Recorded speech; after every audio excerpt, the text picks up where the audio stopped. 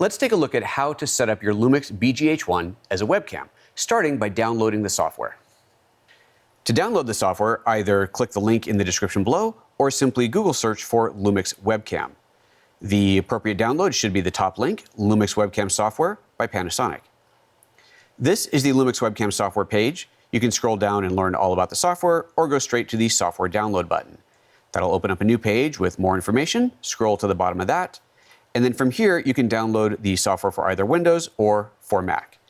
First, choose the camera model of the camera you're working with, in this case, the BGH1, and then enter the serial number in the field here and click Download. Once you've downloaded the software, run the installer, and you're ready to go. Now, one of the great things about using the Lumix BGH1 as a webcam is that you can actually control the camera entirely from the computer, meaning you don't have to run around back and forth to the back of the camera and back to the front again to change the camera settings. Now, if you want to, you can hook up an external monitor like this one here and control the camera as you would any other camera, going through the settings, choosing your exposure, and so on. However, being able to do this from the software really makes it a lot easier when you're using it as a webcam. And it also means that you don't have to have a monitor attached, and you can use it as I am here with just a camera and a lens, and that's basically it. So let's take a look at configuring this in the computer. This is the Lumix Tether for Multicam app.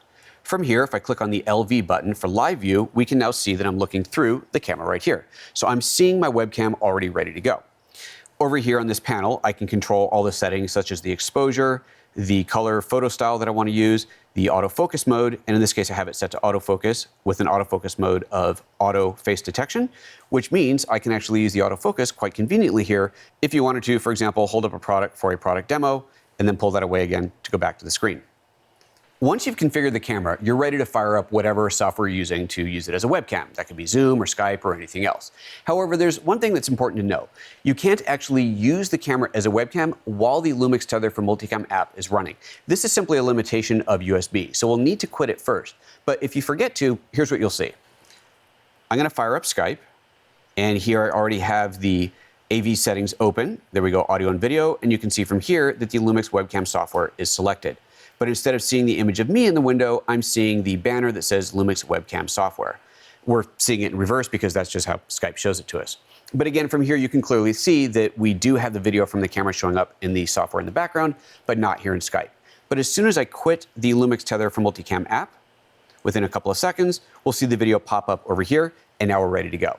And that's all you need to do to set up your Lumix BGH1 to use as a webcam. Panasonic.